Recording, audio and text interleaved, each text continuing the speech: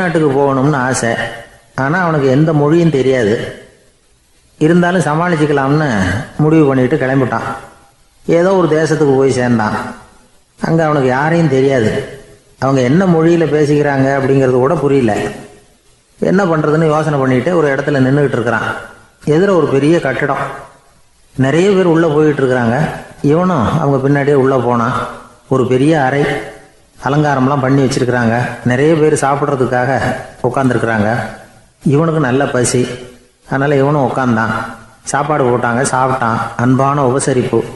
இவன் மனசு உள்ள நினச்சிக்கிட்டான், இது ஏதோ அரசருடைய அரண்மனை மாதிரி தெரியுது, இன்னைக்கு ஏதோ விருந்து நடக்குது, நல்ல வேளை நம்ம பசியும் தீர்ந்தது அப்படின்னு நினச்சிக்கிட்டே நிமிர்ந்து பார்க்குறான். சாப்பாடு பரிமாறினவன் எதிரில் ரொம்ப பணிவோட முதுகை வளைச்சி வணக்கம் தெரிவித்தான். இவனும் எழுந்திரிச்சு நின்று முதுகை வளைச்சி வணக்கம் தெரிவித்தான். ரொம்ப நன்றின்னா. அவன் ஒரு சீட்டை இவன் கையில் கொடுத்தான். இவன் அதை வாங்கி பார்க்குறான். என்ன எழுதியிருக்குன்னு ஒன்றும் புரியல.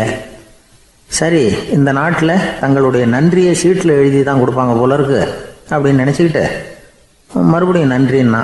ஆனால் அவன் காசை கொடுங்கன்னா. ஏன்னா அது ஒரு ஹோட்டல், இவன் சாப்பிட்டதுக்கான பில் அது. இவன் அதை புரிஞ்சிக்கவே இல்லை. நன்றின்னு அந்த சீட்டில் எழுதி கொடுக்குறாங்க போல இருக்கு அப்படின்னு நினச்சிக்கிட்டு அதை வாங்கி சட்டை பையில் பத்திரமா வச்சுக்கிட்டு பரவாயில்லைங்க ரொம்ப மகிழ்ச்சின்னா. ஒரு வெளிநாட்டுக்காரனுக்கு இவ்வளவு தூரம் மரியாதை பண்ணுறீங்களே, எங்கள் ஊருக்கு போனதும் உங்களை பற்றி நிறைய சொல்லுவேன் அப்படின்னா. இவன் என்ன சொல்கிறான்னு அவனுக்கு புரியல. இவனை பிடிச்சி அழைச்சிட்டு போய் முதலாளி முன்னாடி நிறுத்தினான். நாம் சொன்னதில் இவனுக்கு ரொம்ப பெருமையாக இருக்கணும் போல இருக்கு, அதுதான் பெரிய இடத்துக்கு அழைச்சிட்டு வந்திருக்கிறான் அப்படின்னு இவன் நினச்சிக்கிறான். அவரும் பில்லுக்கான பணத்தை கொடுங்கிறாரு. பரவாயில்லைங்க ரொம்ப மகிழ்ச்சி நன்றிங்கிறான் இவன். அவரு பார்த்தார், இவனை நீதிமன்றத்துக்கு அனுப்பி வச்சுட்டார். இவன் என்ன நினச்சிக்கிட்டான், நம்மளை இந்த ஊர் ராஜா முன்னாடியே அழைச்சிக்கிட்டு வந்து நிறுத்தி இருக்கிறாங்க போல இருக்கு, என்ன ஒரு பெருந்தன்மை அப்படின்னு நினச்சிக்கிறான். நீதிபதி சொன்னார், சாப்பிட்டதுக்கான பணத்தை கொடுத்துரு, இல்லைன்னா அதுக்கான தண்டனையை அனுபவிக்க வேண்டி இருக்கும்னார். ராஜாவே நமக்கு நன்றி சொல்கிறாரு போல இருக்கு அப்படின்னு நினச்சிக்கிறான் இவன். என் மகிழ்ச்சிக்கு எல்லையே இல்லைங்க அப்படின்னா. அவர் பார்த்தார், இவனுக்கு தண்டனை கொடுக்க வேண்டியது தான் அப்படின்னு முடிவு பண்ணார். உடனே தீர்ப்பு எழுதினார். இவனை கழுதையில் பின்புறமாக உட்கார வைங்க, இவன் ஒரு மோசடிக்காரன் அப்படின்னு ஒரு போர்டு எழுதி அவன் கழுத்தில் மாட்டுங்க, அப்புறம் அந்த கழுதையை ஊர் பூரா விரட்டுங்க அப்படின்னார். இவனுக்கு தான் மொழி புரியலையே, ஏதோ நடக்குது அப்படிங்கிறது மட்டும் புரியுது. எல்லாரும் சேர்ந்து இவனை ஒரு கழுதை மேலே உட்கார வச்சாங்க. ஓஹோ, நம்மளை பாராட்டி ஒரு ஊர்வலம் நடத்துகிறாங்க போல இருக்கு அப்படின்னு நினச்சிக்கிறான் இவன். எல்லாரும் சத்தம் போட்டுக்கிட்டு கையை தட்டிக்கிட்டு கழுதை பின்னாடி ஓடி வர்றாங்க. இவனுக்கு ரொம்ப உற்சாகமாக இருக்குது. எல்லாருக்கும் கை கூப்பி வணக்கம் சொல்லிக்கிட்டே போகிறான். கூட்டத்தில் திடீர்னு ஒரு தெரிஞ்ச முகம் தெரியுது. அவனுடைய தேசத்தை சேர்ந்த ஒரு ஆள் அவன். அவனை பார்த்ததும் இவனுக்கு ரொம்ப உற்சாகம். நம்ம ஊருக்கு போனதும் இங்கே நமக்கு கிடைச்ச மரியாதையெல்லாம் உண்மைதான்னு சொல்கிறதுக்கு ஒரு சாட்சியும் கிடைச்சிட்டுது அப்படின்னு நினச்சிக்கிறான். அவனை பார்த்து கத்தனான், நல்லா பார்த்துக்க, இந்த ஊர் மக்கள் எனக்கு எப்படிப்பட்ட வரவேற்பு கொடுக்குறாங்கங்கிறத நல்லா கவனிச்சுக்கோ அப்படிங்கிறான். அவனுக்கு அவமானமாக போட்டுது. தலையை குனிஞ்சுக்கிட்டே நழுவி போயிட்டான். இவன் பார்த்தான், அவன் தலை தெரியல. ஆகா, அவனுக்கு நம்ம மேலே பொறாமை போல இருக்கு, அதனால தான் காணாமல் போயிட்டான் அப்படின்னு நினச்சிக்கிறான். இப்படி ஒரு வேடிக்கை கதையை பெரியவங்க சொல்கிறது உண்டு. கதை வேடிக்கையாக இருந்தாலும் இதில் உள்ள கருத்து என்ன தெரியுமா? அந்த கழுதை மேலே உட்காந்துருக்கிறானே, அது மாதிரி தான் நாமளும் அகங்காரங்கிற கழுதை மேலே உட்காந்துக்கிட்டு இருக்கோமா. நாமளும் கிட்டத்தட்ட அதே மாதிரி பிரம்மையில் தான் இருக்கிறோமா. என்ன நடக்குதுங்கிறதே புரியறதில்லை. அகங்காரத்தில் பேசுகிறவனுக்கும் சித்த சுவாதீனம் இல்லாமல் பேசுகிறவனுக்கும் அதிக வித்தியாசம் இருக்கிறதில்ல. அது மாதிரி ஒருத்தன் தன்னுடைய வீட்டை சுற்றி சேற்றை வாரி அரைச்சிக்கிட்டு இருந்தானா. அந்த வழியாக வந்த ஒரு பெரியவர் அதை பார்த்துருக்கார். என்னப்பா பண்ணிகிட்டு இருக்கிற அப்படின்னு கேட்டாரான். கழுதைகளை விரட்டிக்கிட்டு இருக்கிறேன் அப்படின்னானா. இங்கே கழுதைகளே காணுமே அப்படின்னாரான் அவர். அதுதான் ஏற்கனவே விரட்டி விட்டனே அப்படின்னானா இவன். ஒரு ஊரில் ஒரு ராஜா இருந்தார். அவர் ஒரு நாள் காலையில் அரண்மனையில் மேல் மாடத்தில் வந்து நின்றுக்கிட்டு இருந்தார். அப்போ ஒரு ஆள் வீதியில் ரொம்ப வேகமாக ஓடிக்கிட்டு இருக்கான். அதை ராஜா கவனிச்சார். அவன் மனசில் ஏதோ ஒரு தவிப்பு இருக்குங்கிறத புரிஞ்சுக்கிட்டார். உடனே அரண்மனை சேவகர்களை கூப்பிட்டார். அந்த ஆளை இங்கே அழைச்சிட்டு வாங்க அப்படின்னார். இவங்க ஓடி போய் அந்த ஆளை அழைச்சிட்டு வந்தாங்க. மன்னர் முன்னாடி நிறுத்தினாங்க. மன்னர் அவனை நிமிர்ந்து பார்த்தார். எதுக்காக இவ்வளவு வேகமாக ஓடிக்கிட்டு இருக்கிற அப்படின்னு கேட்டார். இதுக்கு அவன் சொன்னா, மன்னா, நம்ம கோட்டையின் வடக்கு வாசல் இருக்கு இல்லையா, அது ஓரமாக ஒரு பெரிய பாறாங்கல் கிடக்கு. அதுக்கு அடியில் நான் ஒரே ஒரு வெள்ளி நாணயத்தை புதைச்சி வச்சுருக்கேன். அது இப்போ எனக்கு தேவைப்படுது. என்னுடைய மனைவிக்கு ஒரு பரிசு வாங்கி கொடுக்க வேண்டியிருக்கு. அதுக்காக தான் அவசரமாக ஓடிக்கிட்டு இருக்கிறேன் அப்படின்னா. மன்னர் யோசனை பண்ணார். அப்புறம் சொன்னார், அதுக்காகவா இப்படி ஓடுற? பரவாயில்ல, அதை பற்றி கவலைப்படாத. நான் உனக்கு 10 வெள்ளி காசுகள் தர்றேன், வாங்கிட்டு திரும்பி போ அப்படின்னார். இவன் தலையை சொரிஞ்சான். மன்னா, நீங்கள் கொடுக்கறத ரொம்பவும் மகிழ்ச்சியோடு வாங்கிக்கிறேன். இருந்தாலும் அதுக்கப்புறம் அந்த வடக்கு வாசலுக்கு போய் அங்கே இருக்கிற ஒரு நாணயத்தையும் எடுத்துக்கிட்டு போயிடுறேனே அப்படின்னானா. இதை பாருப்பா, அந்த ஒரு நாணயத்தை மறந்துடு, உனக்கு 100 வெள்ளி நாணயங்கள் தரேன் இருக்கார். மன்னா, ரொம்ப மகிழ்ச்சி. உங்கள் மாதிரி தாராள குணம் வேற யாருக்கும் வராது. நீங்கள் கொடுக்குற 100 நாணயங்களையும் வாங்கிக்கிறேன். இருந்தாலும் வடக்கு வாசலுக்கு போய் அதையும் எடுத்துக்கிட்டா 101 ஆயிடுமே அப்படின்னானா. இதை பாருப்பா, அந்த ஒரு நாணயத்தை மறந்துடு, அது எக்கேடாவது கெட்டு போகட்டும்.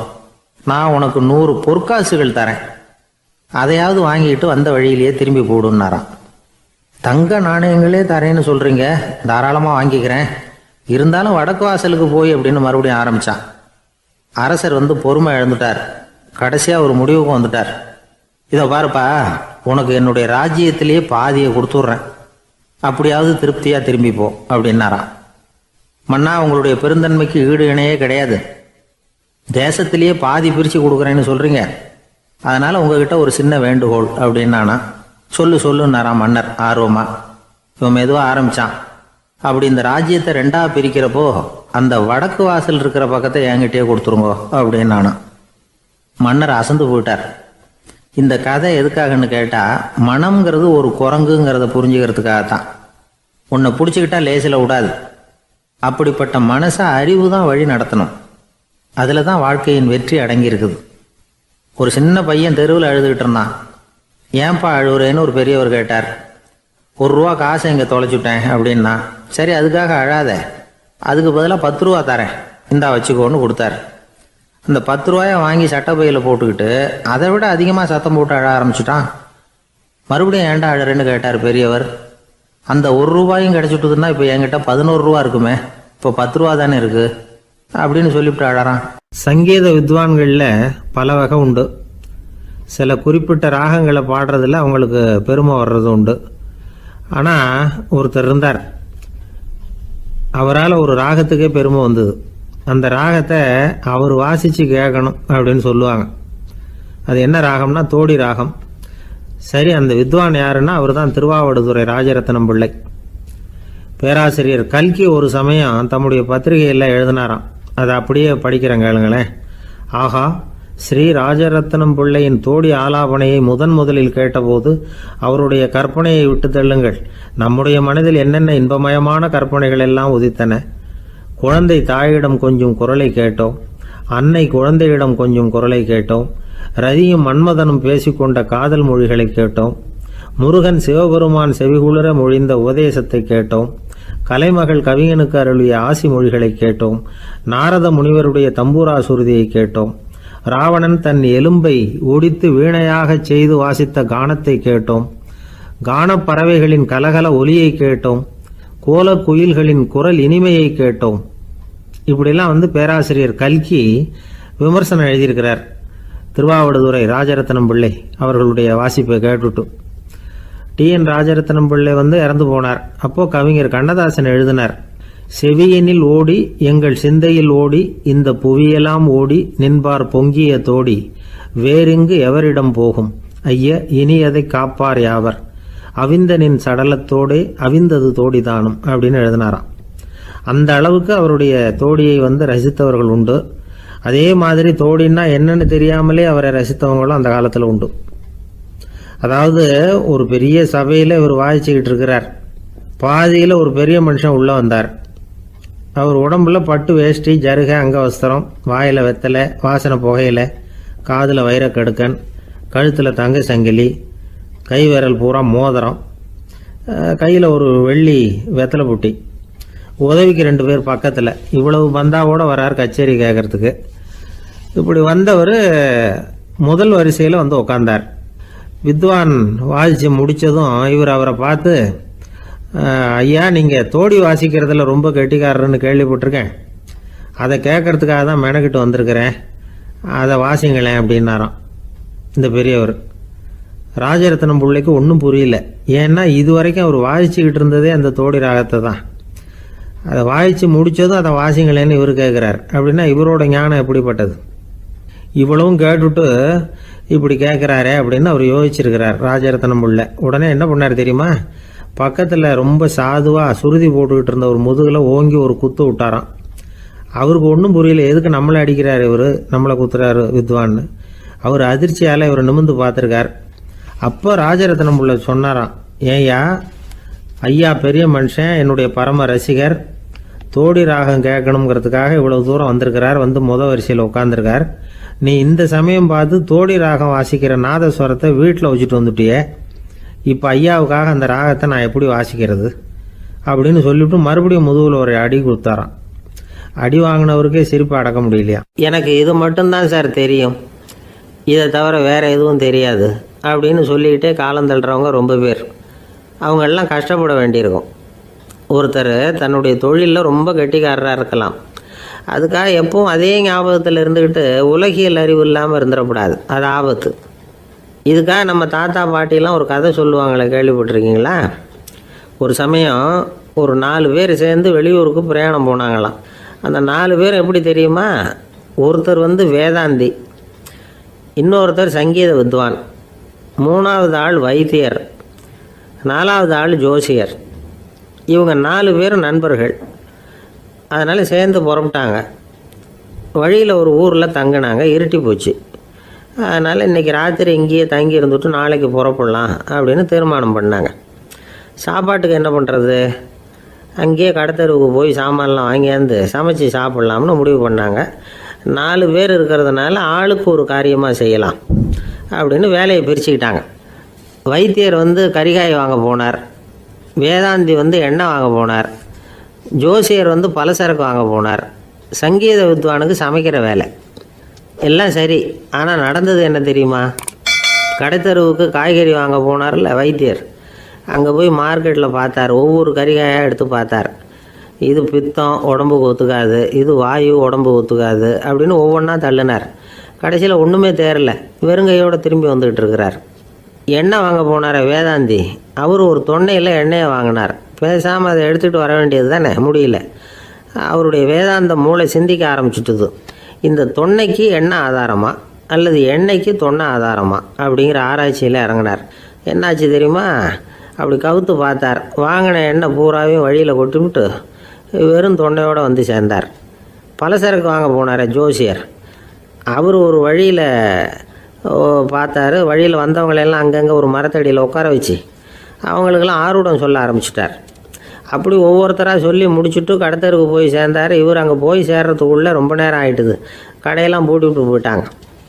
என்ன செய்கிறது? அவரும் வெறுங்கையோடு திரும்பி சேர்ந்தார். சரி, இவங்க கதை தான் இப்படி ஆச்சு. அங்கே சமைக்கிறதுக்காக உட்காந்துருந்தார் சங்கீத வித்வான், அவர் கதை என்னாச்சு தெரியுமா? அங்கே அவர் அடுப்பை பற்ற வச்சு ஒலையை கொதிக்க வச்சார். அதாவது ஒரு பானையில் தண்ணியை ஊற்றி அடுப்பில் வச்சார். அது கொதிக்க ஆரம்பிச்சிது. தண்ணி கொதிக்கிற சத்தம் இருக்குதுல்ல, அது இவருக்கு தாளம் போடுறது மாதிரி இருந்தது. ஒரே குஷி, பாட ஆரம்பிச்சிட்டார். பாடிக்கிட்டே உற்சாகமாக கையில் இருந்த கரண்டியால் அந்த பானையில் தட்டினார், தாளம் போடுறதா நினச்சிக்கிட்டு. அவ்வளவுதான், பானை பட்டுன்னு உடஞ்சி போச்சு. தலையில் கையை வச்சுக்கிட்டு அவரும் உட்காந்துட்டார். எந்த தொழில் தெரிஞ்சாலும் சரி, அதை புத்திசாலித்தனமாக பயன்படுத்த தெரியலன்னா ஆபத்து தான். அதுக்காக தான் இந்த கதை. ஒரு பஸ்ஸு டிரைவர் ரொம்ப கெட்டிக்காரர். பஸ்ஸை ரொம்ப திறமையாக ஆபத்து இல்லாமல் ஓட்டினதுக்காக பரிசுலாம் வாங்கினவர். அவரே ஒரு படகு ஓட்டுறதுக்காக அழைச்சிட்டு போயிருக்கிறாங்க, மோட்டார் படகு. அதையும் ரொம்ப திறமையாக தான் ஓட்டிகிட்டு போயிருக்கிறாரு. நடுக்கடலில் போனதும் படகு நின்று போச்சு. மோட்டாரில் ஏதோ கோளாறு. என்ன செய்யலாம் அப்படின்னு அந்த டிரைவரை கேட்டிருக்கிறாங்க படகுல இருந்தவங்கெல்லாம். அப்போ அவர் சொன்னாராம், கவலைப்படாதீங்க, ஒன்றும் பிரச்சனை இல்லை, எல்லாரும் கொஞ்சம் கீழே இறங்கி பின்னாடி தள்ளுங்க, மோட்டார் ஸ்டார்ட் ஆகிடும் அப்படின்னாராம். இமயமலை அடிவாரத்தில் ஒரு மடம். அங்கே ஒரு சன்னியாசி இருந்தார். அவர்கிட்ட ஒருத்தர் வந்தார். சுவாமி, ஆசையை உதற நினைக்கிறேன், முடியல, ஒட்டிக்கிட்டே வருது அப்படின்னாராம். இப்படி உட்கார, ஒரு கதை சொல்கிறேன் அப்படின்னு சொல்லி அவர் சொல்ல ஆரம்பித்தாராம். அவர் சொன்ன கதை என்னென்னா, ஒரு ஊரில் ஒரு ஆள் இருந்தான். அவன் பேர் குப்புசாமி. அவங்ககிட்ட எப்பவும் ஒரு பழைய தொப்பி இருக்கும், விடவே மாட்டான். அதனால் அவனை எல்லாரும் தொப்பி சாமி அப்படின்னு தான் கூப்பிடுறது வழக்கம். ஒரு புது தொப்பி வாங்கிக்கப்படாதாப்பா அப்படின்னு நண்பர்கள்லாம் சொல்லி பார்த்தாங்க. பணத்துக்கு எங்கே போவேன் அப்படின்னு விட்டானா. பணம் வச்சுருக்கான், செலவு பண்ண மனசு வரல. மகா கஞ்சன். பழைய பாட்டில்கள்லாம் வாங்கி விற்றுக்கிட்டு இருந்தான். அப்படி ஒரு தடவை பழைய கண்ணாடி சாமான்களை ஏலத்தில் எடுத்தப்போ அதில் ஒரு அருமையான சென்ட்டு பாட்டில் கிடச்சிது. உடனே ஒரு ஐடியா பண்ணான். அந்த சென்ட்டை சின்ன சின்ன பாட்டில்களில் அடைச்சி ஜன்னல் ஓரமாக அடுக்கி வச்சுட்டான். அதை விற்றா நிறைய பணம் கிடைக்குமே, அதனால். இதுக்கு இடையில் ஒரு நாள் அவன் அப்படியே உட்காந்துருந்தான். அந்த நேரம் நண்பன் வந்தான். ஏண்டா உன் பழைய தொப்பியை மாற்றப்படாதா, ஊரில் எல்லோரும் கேலி பேசுகிறாங்களே ஒன்று தொப்பி சாமின்னு அப்படின்னு சொல்லி கேட்டிருக்கான். இந்த சென்ட்டு பாட்டில் விற்றதும் பணம் வரும், அதுக்கப்புறம் பார்க்கலாம் அப்படின்னு நானா இவன். சரி வா நீச்சல் குளத்துக்கு போயிட்டு வருவோம் அப்படின்னு கூப்பிட்ருக்கான் நண்பன். 2 பேரும் போனாங்க. அதே நேரம் அந்த ஊர் நீதிபதியும் அங்கே குளிக்க வந்தாராம். அவர்கிட்ட இருந்தது விலை வசந்த ஒரு புது தொப்பி. அதை அங்கே இருந்த ஸ்டாண்டில் மாட்டிவிட்டு குளிக்க போனார். இதுக்கிடையில் குப்புசாமி குளிச்சுட்டு வந்தான். அவனுடைய பழைய தொப்பியை காணலை. அந்த புது தொப்பியை பார்த்தா இது நண்பனுடைய வேலை தான் அப்படிங்கிறதாக புரிஞ்சுக்கிட்டு அதை எடுத்து மாட்டிகிட்டு வந்துட்டான். நீதிபதி குளிச்சுட்டு வந்து பார்க்குறாரு, தொப்பியை காணும். போலீஸில் புகார் கொடுத்தார். அவங்க தேடினாங்க. ஒரு மூலையில் பழைய தொப்பி கிடச்சிது. அடடா இது நம்ம குப்புசாமியோட தொப்பி இல்லையா அப்படின்னு நானா ஒருத்தன். உடனே அவன் வீட்டுக்கு தேடிட்டு போயிருக்காங்க. அங்கே போய் பார்த்தா புது தொப்பி அங்கே இருக்குது. உடனே அவனுக்கு 1000 ரூபா அபராதம் போட்டாங்களாம். அவன் பணத்தை கட்டிவிட்டு ரொம்ப எரிச்சலோடு வீட்டுக்கு வந்தான். பழைய தொப்பி கண்ணில் பட்டது. மறுபடியும் உன்னால் தானே எனக்கு 1000 ரூபா நஷ்டம் அப்படின்னு சொல்லி அதை எடுத்துக்கிட்டு அப்படி போயிருக்கான். அந்த ஊர் குளத்தில் வீசி எரிஞ்சிட்டு வந்துட்டான். அது மீன் பிடிக்கிற ஒருத்தன் கையில் சிக்கிச்சு. அவன் வர்ற வழியில் அதை எடுத்து வேகமாக வீசி எறிஞ்சான். அது நேராக குப்புசாமி வீட்டு ஜன்னல் வழியாக உள்ளே இந்த சென்ட்டு பாட்டில்கள் மேலே உழுந்து எல்லாம் உடஞ்சி நொறுங்கி போச்சு. குப்புசாமி பார்த்தான். தோட்டத்தில் ஆழமாக ஒரு குழியை வெட்டினான். அந்த தொப்பியை போட்டான், மூடிவிட்டான். இதை அடுத்த வீட்டுக்காரன் பார்த்தான். ஏதோ புதையல் தான் வச்சுருக்கான் போல இருக்குன்னு நினச்சான். போலீஸில் போய் புகார் கொடுத்துட்டான். மறுபடியும் போலீஸ் குழியை தோண்டினாங்க. பழைய தொப்பி மறுபடியும் வெளியில் வந்தது. எல்லோரும் சிரிக்கிறாங்க. அன்னைக்கு ராத்திரியே அந்த தொப்பியை எடுத்துக்கிட்டு நேராக புறப்பட்டான். ஒரு கல்லில் அதை சேர்த்து கட்டி குடிநீர் தொட்டி இருக்கும்ல அதில் போட்டுட்டு வந்துட்டான். இனிமேல் என்ன பண்ணும் பார்ப்போன்னு. ஒரு நாள் திடீர்னு குழாயெல்லாம் அடைப்பட்டு போச்சு. மாநகராட்சி அலுவலர்கள் என்னன்னு பார்த்தா அந்த பழைய தொப்பி குழாயை அடைச்சிக்கிட்டு இருக்குது. இது குப்புசாமியோட தொப்பிங்கிறது தான் எல்லாருக்கும் தெரியுமே. உடனே குடிநீரை பாழாக்கணத்துக்காக குப்புசாமிக்கு கோர்ட்டு 2500 ரூபா அபராதம் போட்டுவிட்டுது. அதையும் கட்டிவிட்டு வெளில வந்தான். கடைசியாக முடிவு பண்ணான். ஒரு நெருப்பு குச்சியை கிழிச்சான். தொப்பியை கொளுத்தினான். எரிஞ்சுது. எடுத்து வெளில எரிஞ்சான். கொஞ்ச நேரத்தில் தீ அணைப்பு படம் வந்துட்டுது. ஆமாம், இவன் எடுத்து எரிஞ்சது வெளியில் விழுந்து வீட்டு கூரையே பற்றிக்கிட்டு எரிய ஆரம்பிச்சுட்டுது. அவனோட பணத்தாசையும் அதோடு சேர்ந்து எரிஞ்சு போச்சான். இப்படி ஒரு கதை. இந்த கதையை சொல்லி முடித்தார் அந்த இமயமலை அடிவாரத்தில் இருந்த சன்னியாசி. இப்போ அந்த குப்புசாமி எங்கே இருக்கிறான்னு கேட்டார் எதிரில் இருந்தவர். இதோ உன் எதிரிலே இருக்கிறான், நான் தான் அந்த குப்புசாமி அப்படின்னாரான் அந்த சன்னியாசி. அந்த குப்புசாமி கிட்ட இருந்தது மாதிரி ஒரு பழைய தொப்பி நம்ம ஒவ்வொருத்தர்கிட்டையும் உண்டு. அதை எப்படி தொலைக்கிறதுன்னு தெரியாமல் தடுமாறிக்கிட்டு இருக்கிறோம். அது என்ன தொப்பிங்கிறீங்களா? அதுதான் நம்மை சூழ்ந்திருக்கிற மாயை அப்படிங்கிறார் சுவாமி சின்மயானந்தர். மெய்ஞானம் கிடைக்கிறப்போ மாயை எரிஞ்சு போகும் அப்படிங்கிறது அவருடைய கருத்து. நம்மால் ஒருத்தர் வேகமாக ஓடி வந்தார். காலில் மாட்டியிருந்த பழைய செருப்பு 2 ஆவேசமாக தூக்கி ஒரு கிணத்துல போட்டுட்டு வெறுங்காலோடு நடந்து வந்துக்கிட்டு இருக்கிறார். ஏன் அப்படி பண்ணீங்க அப்படின்னு கேட்டோம். அந்த செருப்புக்கு சொந்தக்காரன் பின்னாடி வந்துக்கிட்டு இருக்கிறான், அதனால் அப்படி பண்ணேன் அப்படிங்கிறார் இவர். வாழ்க்கையில் சில சந்தர்ப்பங்களில் நாம் சில அவமானங்களை சந்திச்சே தீர வேண்டியிருக்கு. என்ன பண்ணுறது, காலம் அப்படி. அவமானப்படுறவங்க உடனே அடங்கி போய்டுறது தான் உலக வழக்கம். அவமானப்பட்டால் உடனே சீறி எழறவங்களும் உண்டு. ஆனால் அதையே ஒரு சவாலாக எடுத்துக்கிட்டு முன்னுக்கு வர்றவங்களும் சில பேர் இருக்கிறாங்க. அவங்க ரொம்ப அபூர்வம். இன்றைக்கி மனோதத்துவ நிபுணர்கள்லாம் என்ன சொல்கிறாங்க தெரியுமா? அவமானப்பட்டுட்டா உடனே அடங்கி போயிடக்கூடாதான். அதையே ஒரு சவாலாக எடுத்துக்கிட்டு மனசில் ஒரு வைராக்கியத்தோடு முயற்சி பண்ணினா வாழ்க்கையில் எல்லாரும் முன்னேறலாமா. அவமானங்கிறத நாம் வைராக்கியமாக மாற்றிக்கணும். அதுதான் வெற்றிக்கு வழி. ராமர் இந்த பூமியில் பிறந்ததே ஒரு வைராக்கியத்தினால தான் சார் அப்படின்னார் ஒருத்தர். எப்படிங்க அது அப்படின்னு கேட்டேன். அவர் சொன்னார், தசரதருக்கு ராமர் குழந்தையா பிறக்கணும், அப்போ தான் இங்கே இருக்கிற கஷ்டங்கள்லாம் நீங்கும் அப்படின்னு சர்வ லோகமும் எதிர்பார்த்துக்கிட்டு இருக்குது. ஆனால் அவர் எப்போ வந்து பிறப்பார் அப்படின்னு யாருக்கும் தெரியல. அந்த காரியம் சீக்கிரம் நடக்கணுமே, அதுக்கு என்ன பண்ணுறது? நாரதர் வந்தார் ஒரு நாள் தசரதரை தேடி. தசரதா, உனக்கு ஒரு செய்தி தெரியுமான்னு ஆரம்பித்தார். அவர் எப்பவும் இப்படித்தானே ஆரம்பிக்கிறது வழக்கம். என்ன விஷயம்னு கேட்டார் தசரதர். தசரதா, நீ அடிக்கடி உன்னோட தேரில் ஏறிக்கிட்டு தேவலோகத்துக்கு போகிற, அங்கே போகிற வர்ற எல்லாம் பண்ணிகிட்ருக்க, எல்லாம் சரி. தேவலோகத்துலேயும் உன்னை நல்லபடியாக தான் வரவேற்கிறாங்க. தேவேந்திரன் உன்னை பிரியமாக அழைச்சிட்டு போய் தன்னுடைய அரியாசனத்திலேயே தனக்கு பக்கத்திலேயே உட்கார வைக்கிறான். நீயும் சந்தோஷமாக உட்காந்து பேசிவிட்டு வந்துடுற. ஆனால் நீ இங்கே வந்ததுக்கு அப்புறம் அங்கே என்ன நடக்குது தெரியுமா உனக்கு அப்படின்னாரான் நாரதர். என்ன நடக்குது எனக்கு ஒன்றும் தெரியலையே அப்படின்னாரான் தசரதர். நாரதர்கிட்ட வந்து கிட்டத்தில் வந்து கேட்டிருக்கார், கொஞ்சம் சொல்லுங்கள் என்னது அப்படின்னு. அவர் ஒரு நெருங்கி வந்தாரான் நாரதரும். மெதுவாக அவர் காதோட காதாக சொன்னாராம். அதாவது நம்ம பாஷையில் சொல்லப்போனால் பற்ற வைக்கிறார். நீ அங்கே தேவேந்திரங்கிட்ட உட்காந்து பேசிவிட்டு வந்த பிறகு நீ அங்கே உட்காந்துருந்த அரியாசனத்தை தண்ணி ஊற்றி கழுவி சுத்தப்படுத்துகிறாங்க. நீ என்ன அந்த அளவுக்கு சுத்தம் இல்லாத ஆளா, தினம் குளிக்காமையாக இருக்கிற அப்படின்னாராம். தசரதருக்கு இது ரொம்ப அவமானமாக போயிட்டுது. அப்படியே செய்கிறாங்க அப்படின்னாராம். ஆமாம், நீ வேணும்னா நான் சொல்கிறது உண்மையா இல்லையா அப்படின்னு சோதனை பண்ணி பார்த்துக்கோ அப்படின்னாரான் நாரதர். உடனே தசரதர் இதுக்காகவே புறப்பட்டு தேவலோகம் போனார். அங்கே வழக்கம் போலவே இவரை கூப்பிட்டு உட்கார வச்சு பேசிக்கிட்டு இருந்தான் தேவேந்திரன். கொஞ்ச நேரம் பேசிக்கிட்டு இருந்துட்டு சரி நான் கிளம்புறேன்னு புறப்பட்டார். சரி, அவனும் வாசல் வரைக்கும் வந்து வழி அனுப்பி வச்சுட்டு உள்ளே போயிட்டான். தசரதர் வெளியில் கொஞ்ச நேரம் மறைஞ்சி இருந்துட்டு மெதுவாக உள்ளே எட்டி பார்த்தார் என்ன நடக்குதுன்னு. நாரதர் சொன்னது உண்மைதான். தசரதர் உட்காந்துருந்த ஆசனத்தை அங்கே 2 தேவர்கள் கழுவி சுத்தப்படுத்திக்கிட்டு இருக்கிறாங்க. தசரதரால் இதை தாங்கிக்க முடியல. அவருக்கு ரொம்ப அவமானமாக போச்சு. நேராக கிடுகிடுன்னு தேவேந்திரங்கிட்டே போனார். நான் உட்காந்துருந்த இருக்கையே சுத்தம் பண்ணுறியே, நான் என்ன அந்த அளவுக்கு பாவியா அப்படின்னு கேட்டார். ரொம்ப கோபமாக கேட்டார். தசரதரே, மனுஷனுக்கு 3 கடன்கள் உண்டு. தேவ கடன், ரிஷி கடன், பித்ரு கடன். இதை தீர்க்காதவன் பாவியாகிறான். இதில் மகனை பெறுவதால் தான் பித்ரு கடன் தீரும். உனக்கு மகன் கிடையாது, அதனால் நீ பாவி ஆகிற. பாவி உட்கார்ந்துருந்த இடம்ங்கிறதுனால அதை சுத்தம் செய்ய வேண்டியது எங்கள் கடமை அப்படின்னு நானான் தேவேந்திரன். இந்த இடத்துல தசரதருக்கு ஏற்பட்ட அவமானம் ஒரு வைராக்கியமாக மாறிச்சு. தேவேந்திரனே கேட்டுக்கோ, ஒரு மகனை பெற்ற பிறகு தான் இந்த சபையில் மறுபடியும் அடி எடுத்து வைப்பேன் அப்படின்னு சொல்லிவிட்டு போயிட்டாரான். போய் புத்திர காமேஷ் யாகம் பண்ணார். புத்திரர்கள் பிறந்தார்கள். இந்த கதையில் உள்ள கருத்து என்னென்னா, தேவேந்திரன் தசரதரை அப்படி அவமானப்படுத்தலைன்னா அவருக்கு இப்படி ஒரு வைராக்கியம் பிறந்திருக்குமா? யோசித்து பார்க்கணும். நமக்கு ஏற்படுகிற சில அவமானங்களையும் வைராக்கியமாக மாற்றிக்குவோம். அப்படி மாற்றிக்கிட்டோம்னா வாழ்க்கையில் வந்து முன்னேறலாம். நம்ம ஆளுங்க சில பேர் அவமானத்தை வந்து வைராக்கியமாக மாற்றிக்கிறது எப்படி தெரியுமா?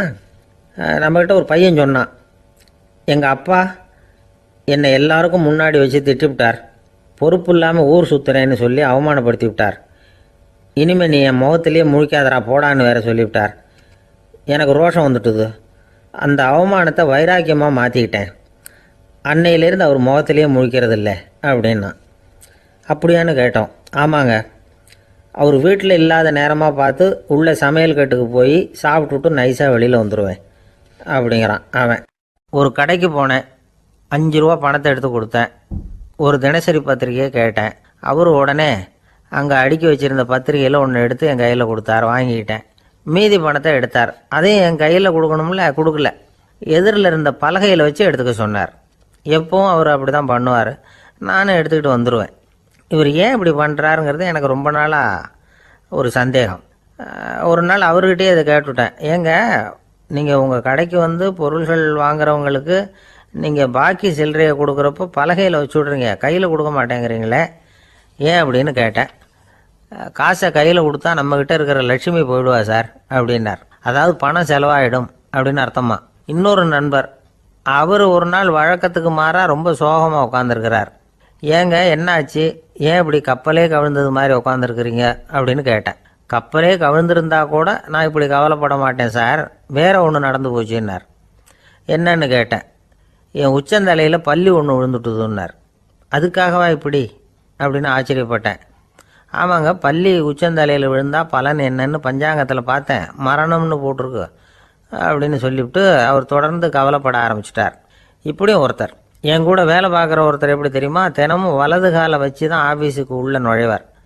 என்னைக்காவது தவறுதலாக இடது காலை வச்சு உள்ளே வந்துட்டார்னா அன்னைக்கு பூரா மனசு சங்கடப்படுவார். எந்த வேலையும் சரியாக ஓடாது.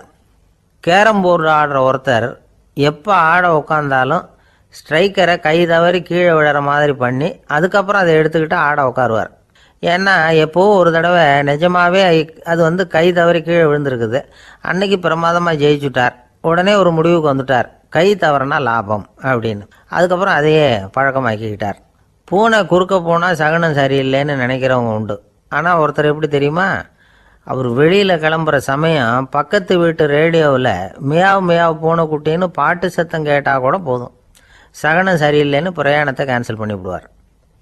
இப்போ இவ்வளவும் எதுக்கு சொல்கிறோம்னா, அளவுக்கு மீறின சகுன நம்பிக்கைகள் இருக்குது பாருங்கள், இதோட பயமும் சேர்ந்துக்கிட்டதுன்னு வச்சுக்கோங்க, இது ஒருத்தருடைய மனநிலையை பாதிச்சிடும். இது உளவியல் நிபுணர்கள் சொல்கிற கருத்து. வாழ்க்கையே தடுமாற வச்சிரும். பாதுகாப்பு இல்லாத உணர்வு, ஒரு விதமான டிப்ரெஷன் மனநிலை, இதெல்லாம் தான் இதுக்கு காரணமாக அமையலாம். சில பேர் காய்கறி நறுக்க கத்தியை கையில் எடுத்தால் கூட நேரம் சரியாக இருக்கா அப்படின்னு பார்த்துட்டு தான் வேலையை ஆரம்பிக்கிறது வழக்கம். அறிவு தான் மனசுக்கு வாத்தியாராக இருக்கணும். அப்போ தான் வாழ்க்கை நிம்மதியாக இருக்கும். அறிவு மனசு சொல்கிறபடியெல்லாம் கேட்க ஆரம்பிச்சுட்டுதுன்னா இடைஞ்சல் தான். ஒருத்தருக்கு 7ஆம் நம்பர் தான் ராசியான நம்பரான். 7ஆம் தேதி தான் எந்த காரியத்தையும் ஆரம்பிப்பாராம். 7 எழுத்து வர்றது மாதிரி பேரை மாற்றி வச்சுக்கிட்டார். 7 மணிக்கு தான் தினமும் எழுந்திருப்பார். 7ஆம் நம்பர் வீட்டில் தான் குடியிருக்கார். கல்யாணம் கூட 7ஆம் தேதி தான் பண்ணிக்கிட்டார். அவர் ஒரு நாள் குதிரை பந்தயத்துக்கு போனாராம். குதிரையோட பேரையெல்லாம் பார்த்தார். ஒரு குதிரையோட பேர் 7 எழுத்தில் அமைஞ்சிருந்தது. 7 தானே இவருக்கு அதிர்ஷ்ட நம்பர். அதனால் உடனே அது பேரில் பணத்தை கட்டினார். பந்தயம் நடந்தது. என்ன சார் ஆச்சுன்னு கேட்டாங்க. நான் பணம் கட்டின அந்த என்னோட குதிரை 7ஆவதாக சேர்ந்தது சார் அப்படின்னாராம் சோகமாக. ஒரு ஊரில் ஒரு ராஜா இருந்தார். அவர் ஒரு பூனை வளர்த்தார். ரொம்ப செல்லமாக அவர் அந்த பூனையை வளர்த்தார். அவர் என்ன பண்ணுவார் தெரியுமா, இரவு நேரத்தில் அந்த பூனையோட தலையில் ஒரு விளக்கை வச்சுருவார். அந்த பூனை ரொம்ப ஜாக்கிரதையாக அந்த விளக்கு கீழே விழுந்துடாமல் பார்த்துக்கும். தலையை ஆட்டாமல் ரொம்ப நிதானமாக ராஜா பின்னாடி நடந்து போய்கிட்டே இருக்கும். அந்த விளக்கு வெளிச்சத்தில் எல்லா வேலைகளையும் செஞ்சுருவார். கையில் ஒரு விளக்கை தனியாக எடுத்துகிட்டு போக வேண்டிய அவசியமே இல்லை. விளக்கை தூக்கிட்டு போகிற வேலையை அந்த பூனை பார்த்துக்கும். அதனால் ராஜாவுக்கு அந்த பூனை மேலே ரொம்ப பிரியம். மந்திரிகளையெல்லாம் கூப்பிட்டு அவங்கக்கிட்ட சொல்லுவார், பார்த்தீங்களா இந்த பூனை எவ்வளவு விசுவாசமாக நடக்குது, என் பேரில் எவ்வளவு மரியாதை பார்த்தீங்களா அதுக்கு அப்படிம்பார். இதை கேட்டுவிட்டு அங்கேருந்து அமைச்சர்களில் ஒருத்தர் சொன்னார், மன்னா நீங்கள் சொல்கிறது சரிதான், இருந்தாலும் இந்த பூனையோட விசுவாசத்தை நாம் கொஞ்சம் சோதித்து பார்க்க வேண்டியிருக்கு அப்படின்னாராம். சரி, உங்கள் ஆசையை ஏன் கெடுக்கணும், நல்லா சோதிச்சு பாருங்கள் அப்படின்னு சொல்லிவிட்டார் ராஜா. உடனே அந்த அமைச்சர் என்ன பண்ணார் தெரியுமா, எங்கேயோ புறப்பட்டு போனார். ஒரு 5-6 எலிகளை பிடிச்சிட்டு வந்தார். அரண்மனையில் ராஜா ஏதோ வேலை பார்த்துக்கிட்டு இருக்கிறாரு. பக்கத்தில் அந்த பூனை ரொம்ப பணிவாக நின்றுக்கிட்டு இருக்குது. அது தலையில் விளக்கு எரிஞ்சிக்கிட்டு இருக்கு. அமைச்சர் தான் பிடிச்சிட்டு வந்த எலிகளை அந்த பூனை பார்வையில் படுறது மாதிரி எதிரில் விட்டார். அந்த எலிகள்லாம் அங்கேயும் இங்கேயும் ஓட ஆரம்பிச்சிது. அதை பார்த்தது பூனை, அவ்வளவுதான். தலையில் இருக்கிற விளக்கை பற்றியும் கவலைப்படலை, ராஜாவை பற்றியும் கவலைப்படலை. ஒரே பாய்ச்சலாக பாஞ்சு எலிகளை துரத்த ஆரம்பிச்சுட்டுது. தலையில் இருந்த விளக்கு எங்கேயோ போய் விழுந்தது, அணைஞ்சு போச்சு. இருட்டில் ராஜா தடுமாற ஆரம்பிச்சுட்டார். இந்த சமயத்தில் அந்த அமைச்சர் மறுபடியும் விளக்கை ஏற்றினார். வெளிச்சம் வந்தது. அதுக்கப்புறம் அந்த அமைச்சர் பேசினார், அரசே, பூனையோட விசுவாசத்தை பார்த்தீங்களா, எலி அது கண்ணில் படுற வரைக்கும் தான் விசுவாசமாக இருந்தது. அது மாதிரி எலியை பார்த்ததும் எல்லாத்தையும் விட்டுட்டு அதை துரத்த ஆரம்பிச்சுட்டு பார்த்தீங்களா. தான் அந்த பூனையை பற்றி நினச்சது தப்புங்கிறது அதுக்கப்புறம் தான் அந்த ராஜாவுக்கு புரிஞ்சுதான். சரி, இப்போ எதுக்கு இந்த கதையெல்லாம் அப்படிங்கிறீங்களா, இந்த பூனை மாதிரி தான் நம்ம மனசும். மனசை எவ்வளவு தான் பயிற்சி கொடுத்து பக்குவமாக வச்சுருந்தாலும் பார்க்குறதுக்கு பரமசாது மாதிரி தான் இருக்கும். பார்க்க வேண்டியதை பார்த்துட்டுதுன்னா பாஞ்சிரும். இந்த பூனை மாதிரி புலன் இன்ப பொருள்கள் கிட்டாத வரைக்கும் மனம் அடங்கி இருக்கிறது மாதிரி தான் தெரியும். கொஞ்சம் வாய்ப்பு கிடைச்சாலும் அது குதிக்க ஆரம்பிச்சிடும், தப்பு பண்ண ஆரம்பிச்சிடும். பெரிய பெரிய முனிவர்கள் வாழ்க்கையில் நடந்த வீழ்ச்சி இதை தான் நிரூபிக்குது. புலன்களின் ஆற்றல் அதிகம். அதனால் மனக்கட்டுப்பாடு பயிற்சிகளில் ரொம்ப எச்சரிக்கையாக இருக்கணுங்கிறார் சுவாமி சிவானந்தர். மது பழக்கத்தையே விட்டுவிட்டேன்னு உறுதியாக இருப்பான். கடை கண்ணில் பட்டுவிட்டதுன்னா கால் அவனை கேட்காமலே இழுத்துக்கிட்டு உள்ளே போயிடும். இதுதான் மனசுங்கிறது. அதுதான் அந்த ராஜா வளர்த்த பூனை.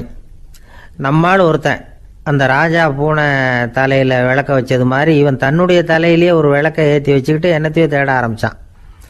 தேடிக்கிட்டு இருக்கிறான். தலையை ஆட்டாமல் நிதானமாக நடந்து ரொம்ப நேரமாக தேடிட்டு இருக்கிறான். அந்த சமயம் அங்கே வந்த ஒருத்தர் என்னத்தை தேடுறீங்கன்னு கேட்டார். அதுதான் மறந்து போச்சு அப்படின்னு இழுத்தான். சரி, கொஞ்சம் இப்படி உட்காருங்க, ஞாபகம் வந்ததும் தேட ஆரம்பிக்கலாம் அப்படின்னார் அவர். இவன் கொஞ்ச நேரம் உட்காந்து யோசித்தான். அப்புறம் திடீர்னு எழுந்திரிச்சான். ஞாபகம் வந்துட்டுதுன்னா. என்னன்னு கேட்டார். எங்கள் வீட்டில் இருந்த விளக்கை எங்கே வச்சேன்னு தெரியல, அதை தான் தேடிக்கிட்டு இருக்கிறேன், ஏற்றி வைக்கலாம்னு பார்க்குறேன் அப்படின்னா. இந்த உலகத்தில் நாம் நல்லபடியாக இருக்கணும்னா அதுக்கு முக்கியமாக தேவைப்படுறது ரெண்டு. ஒன்று செல்வம், இன்னொன்று அறிவு. சரி, இது ரெண்டில் சிறந்தது எது அப்படின்னு ஒரு கேள்வி கேட்டால் என்ன பதில் சொல்கிறது? இதே கேள்வியை ஹஸ்ரத் அலி அவர்கள்கிட்ட கேட்டாங்களாம். அவர் ஒரு பெரிய அறிஞர். கேள்வி கேட்டவங்களும் சாதாரண ஆட்கள் இல்லை, இவங்களும் அறிஞர்கள். ஒரு நாள் ஹஸ்ரத் அலி அவர்கள்கிட்ட 10 அறிஞர்கள் வந்தாங்களாம். ஐயா, நாங்கள் 10 பேரும் உங்ககிட்ட ஒரே கேள்வியை தான் கேட்க வந்திருக்கிறோம், ஆனால் எங்கள் 10 பேருக்கும் நீங்கள் தனித்தனியாக பதில் சொல்ல முடியுமா அப்படின்னு கேட்டிருக்காங்க. அதாவது அவங்க ஒரே கேள்விக்கு இவர்கிட்ட இருந்து 10 விதமான பதில் எதிர்பார்க்குறாங்க. சரி கேளுங்க, என்ன கேள்வி அப்படின்னார் அவர். அப்போ தான் அவங்க கேட்டாங்களாம், செல்வம் அறிவு இது ரெண்டில் சிறந்தது எது? இதுதான் கேள்வி. ஹஸ்ரத் அலி என்ன பண்ணார் தெரியுமா? அவங்கள ஒவ்வொருத்தராக கூப்பிட்டார். ஒவ்வொரு விதமான பதிலை சொல்லி அனுப்புனார். முதல்ல ஒருத்தரை கூப்பிட்டார். சொன்னார், அறிவுங்கிறது தீர்க்கதரிசிகள், ஞானிகள், மகான்கள் இவங்களோட பரம்பரை சொத்து. ஆனால் செல்வம்ங்கிறது கொடுங்கோலரின் ஆயுதம், அதனால் அறிவு தான் சிறந்தது அப்படின்னார். 2வது ஆளை கூப்பிட்டார். உங்ககிட்ட செல்வம் இருந்தால் நீங்கள் தான் அதை காப்பாற்றணும், ஆனால் அறிவு உங்களை எப்பவும் காப்பாற்றும், ஆகவே அறிவு தான் சிறந்தது அப்படின்னார். 3வது ஆளை கூப்பிட்டார். செல்வந்தனுக்கு எப்போதும் விரோதிகள் அதிகம், ஆனால் அறிஞனுக்கு நண்பர்கள் அதிகம், அதனால் அறிவு தான் சிறந்ததுன்னார். அடுத்தவரை கூப்பிட்டார். செல்வம் அடுத்தவங்களுக்கு கொடுக்க கொடுக்க குறையும், ஆனால் கல்விங்கிறது அதிகரிச்சுக்கிட்டே வரும், கொடுக்கறதுனால குறையாது, அதனால் அறிவு தான் சிறந்ததுன்னார். இன்னொருத்தரை கூப்பிட்டார். அறிவுள்ளவன் எப்பவும் அதை அடுத்தவங்களுக்கு வாரி வழங்கிக்கிட்டே இருப்பான், அதனால் அவங்ககிட்ட தாராளத்தன்மை இருக்கும், ஆனால் செல்வந்தன்கிட்ட கஞ்சத்தனம் தான் இருக்கும், அதனால் அறிவு தான் சிறந்ததுன்னார். 6வது நபரை கூப்பிட்டார். செல்வத்தை கள்வர்கள் திருடிட்டு போக முடியும், ஆனால் அறிவை அப்படி திருடிட்டு போக முடியாது அப்படின்னார். 7வது நபரை கூப்பிட்டார். செல்வம் கால ஓட்டத்தில் அழிஞ்சிரும், ஆனால் அறிவை கால ஓட்டம் ஒன்றும் பண்ண முடியாது, ஆகவே அறிவே சிறந்ததுன்னார். 8வது ஆளை கூப்பிட்டு சொன்னார், செல்வத்துக்கு எப்பவும் எல்லை உண்டு, நிறைவு உண்டு, அளவு உண்டு, கணக்கு உண்டு, ஆனால் அறிவுக்கு அப்படிப்பட்ட எல்லை எதுவும் கிடையாது, அதனால் அதுதான் சிறந்ததுன்னார். அடுத்தவனை கூப்பிட்டார். செல்வம் உள்ளத்தில் உள்ள ஒளியை போக்கிவிடும், இருட்டை உண்டாக்கிவிடும், விரிந்த மனப்பான்மையை குறுகலாக்கிவிடும், ஆனால் அறிவு அப்படி இல்லை, இருண்ட உள்ளத்தில் ஒளியை பாய்ச்சி அதை விசாலப்படுத்துது, அதுதான் சிறந்ததுன்னார். கடைசியாக 10வது நபரை கூப்பிட்டார். செல்வம் மனசில் செருக்கை உண்டாக்குது, ஆணவத்தை ஏற்படுத்துது, அதனால் நானே கடவுள்னு நினைக்கிற அளவுக்கு மனுஷனை தாழ்த்தி விடுது, ஆனால் அறிவு பணிவையும் பண்பாட்டையும் வளர்க்குது, அதனால் அறிவு தான் சிறந்ததுன்னார். ஆக இப்படி 10 பேருக்கும் 10 விதமாக பதில் சொன்னது மூலமாக ஹஸ்ரத் அலி அவர்கள் அறிவு தான் செல்வத்தை விட சிறந்தது அப்படிங்கிறதுக்கு 10 காரணங்களை சுட்டி காட்டியிருக்கார். அந்த அறிஞர் 10 பேர் கேட்ட ஒரே கேள்விக்கு 10 பதில் சொன்னார். நமக்கு வேண்டிய ஒருத்தர் 10 பேர் கேட்ட கேள்விக்கு ஒரே பதில் சொல்லி சமாளித்தார். கேள்வி என்ன தெரியுமா? என்கிட்ட வாங்கின கடனை எப்போயா திருப்பி கொடுக்க போகிற? இதுதான் அந்த 10 பேரும் கேட்ட ஒரே கேள்வி. இந்த மாதம் 26ஆம் தேதி தந்துடுறேன் அப்படிங்கிற ஒரே பதில் சொல்லி அவ்வளவு பேரையும் இவர் அனுப்பி வச்சுட்டாராம். எல்லாரும் போனதுக்கப்புறம் இவரை தனியாக கூப்பிட்டு கேட்டிருக்கிறாங்க. அது என்ன சார் கணக்கு, 26ஆம் தேதி அன்னைக்கு என்ன அதிசயம் நடக்க போகுது அப்படின்னு கேட்டிருக்காங்க. அதிசயம் அன்னைக்கு இல்லை, அதுக்கு நாளே நடக்க போகுதுன்னாராம். விவரமாக சொல்லுங்கன்னு இருக்காங்க. வேற ஒன்றும் இல்லைங்க, 26ஆம் தேதி தானே எல்லாரையும் வர சொல்லியிருக்கிறேன், அதுக்கு நாளே நான் புறப்பட்டு தலைமறைவாயிட போகிறேன் அப்படின்னாராம் ரொம்ப பெருமையாக. ஒரு ஊரில் ஒரு ராஜா இருந்தார். அந்த ராஜாவுக்கு ஒரு மந்திரி. ராஜா ரொம்ப நியாயமானவர், நேர்மையானவர், கண்டிப்பானவர். தப்பு செய்கிறது யாராக இருந்தாலும் தண்டனை கொடுப்பார். வேண்டியவங்களுக்கு ஒரு நியாயம், வேண்டாதவங்களுக்கு ஒரு நியாயங்கிறதெல்லாம் அவர்கிட்ட கிடையாது. ஒரு சமயம் அரசவையில் அந்த அமைச்சரே விதிமுறைகளுக்கு புறம்பா ஏதோ நடந்துகிட்டு இருக்கார். மன்னருக்கு கோபம் வந்துட்டுது. உடனே அந்த அமைச்சரை கிட்டத்தில் கூப்பிட்டு அவர் கன்னத்தில் ஓங்கி ஒரு அறை கொடுத்துட்டாராம். உடனே அந்த அமைச்சர் என்ன பண்ணார் தெரியுமா? நேராக போனார். அங்கே நின்றுக்கிட்டு இருந்த இன்னொருத்தர் கன்னத்தில் ஓங்கி அரைஞ்சார். அறை வாங்கினவர் திகைச்சு போயிட்டார். இவர் ஏன் நம்மளை வந்து அரைகிறார் அப்படின்னு யோசனை பண்ணார். மன்னரும் திகைச்சு போயிட்டார். நாம இவரை அரைஞ்சா அதுக்காக இவர் போய் இன்னொருத்தரை அரையணுமா அப்படின்னு யோசனை பண்ணார். இவருக்கு என்ன பைத்தியமானு கூட நினைக்க ஆரம்பிச்சிட்டார். ஆனால் என்ன ஆச்சுன்னா, அப்புறம் அமைச்சர் அவர் கவனிச்சுக்கிட்டு இருந்தாரா, அவர் இன்னொருத்தர் அரைஞ்சார் இல்லையா, அந்த அறை வாங்கின ஆசாமியை பார்த்து கத்திக்கிட்டு இருந்தார். யார்? அமைச்சர். ஏன்பா என்கிட்ட அறையை வாங்கிக்கிட்டு இப்படி விவரம் இல்லாமல் நின்றுக்கிட்டு இருக்கிறிய, நான் உனக்கு கொடுத்ததை நீ வேற யாருக்கிட்டையாவது கொடுத்துரு அப்படின்னார். உடனே அந்த ஆள் பார்த்தான். தனக்கு அடுத்தபடியாக நின்றுக்கிட்டு இருந்தவனை ஓங்கி ஒரு அறை அரைஞ்சான். அவன் கன்னத்தை தடவிட்டே யோசனை பண்ணான். இது ஏதோ புரிஞ்சுக்கிட்ட மாதிரி அடுத்தாப்புல நின்றுக்கிட்டு இருந்தவனை அரைஞ்சான். இப்படி இந்த அறை வந்து மாறி மாறி போய்கிட்டே இருக்குது. ஊரு பூரா பிரயாணம் பண்ண ஆரம்பிச்சுட்டுது. அன்னைக்கு ராத்திரி அந்த ராஜா படுக்கிறதுக்காக போனார். அந்த நேரம் பார்த்து அவர் கன்னத்தில் பலார்னு ஒரு அறை விழுந்தது. நம்மளே அரையிறது யாரு அப்படின்னு அதிர்ச்சியோட மன்னர் திரும்பி பார்க்குறாரு. அரைஞ்சது அவரோட மனைவி. என்னாச்சு உனக்குன்னு கத்துனார் ராஜா. உங்களுக்கு தெரியாதா, ஊர் பூரா ஒருத்தர் மாற்றி ஒருத்தர் மூலமாக இந்த அறை வந்து பிரயாணம் பண்ணிட்டு வருது அப்படின்னாங்க அந்த அம்மா. அப்படின்னா ஆரம்பித்த இடத்துக்கே வந்துட்டுதா அப்படின்னாராம் மன்னர். என்ன சொல்கிறீங்கன்னு கேட்டிருக்காங்க. இவர் விவரத்தை சொன்னாராம். அப்படின்னா நீங்கள் ஆரம்பித்து வச்ச இந்த விளையாட்டை நான் முடிச்சு வச்சுட்டேன் அப்படின்னாங்களாம் அந்த அம்மா. மறுநாள் காலை மறுபடியும் அரசவை கூடிச்சு அந்த அமைச்சர் மன்னரை பார்த்து கேட்டார். என்ன மகாராஜா, என்கிட்ட கொடுத்ததை திருப்பி வாங்கிட்டீங்களா அப்படின்னாராம். இப்படி நடக்கும்னு நான் எதிர்பார்க்கவே இல்லைன்னார் மன்னர். ஆனால் நான் எதிர்பார்த்தேன். அது எங்கே போயிட போகுது, ஊர் பூரா சுற்றி கடைசியில் உங்ககிட்ட தான் வந்து சேரும் அப்படிங்கிறது எனக்கு தெரியும் அப்படின்னார் அமைச்சர். இந்த கதை வந்து வேடிக்கையாக இருந்தால் கூட இதில் உள்ள கருத்து முக்கியமானது.